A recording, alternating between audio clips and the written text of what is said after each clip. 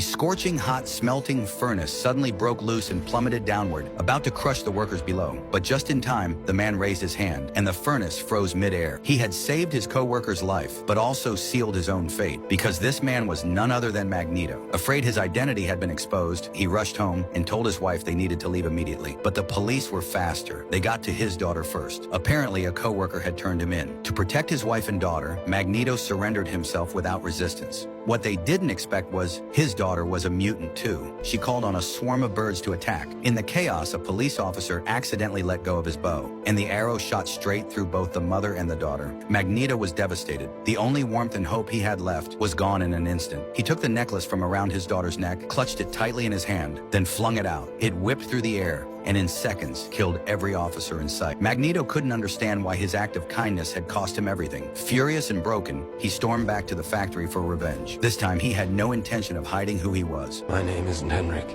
The workers were frozen in fear, but before Magneto could strike, Apocalypse and his team suddenly teleported in. Hearing that Magneto wanted to kill the workers, Apocalypse rolled his eyes and buried them all alive in the concrete floor. He had a different plan. He wanted Magneto to become his fourth horseman, but Apocalypse knew Magneto wouldn't submit easily, so he brought him to a concentration camp, the very place where his parents were murdered. Thinking of his wife and daughter, Magneto's grief turned into rage, and that fury unlocked his full potential. Apocalypse simply guided him, urging him to let all that pain explode outward. Magneto's eyes went cold, and with one motion, he unleashed his power. The buildings around him shattered into dust, and with that, Apocalypse had found his fourth horseman.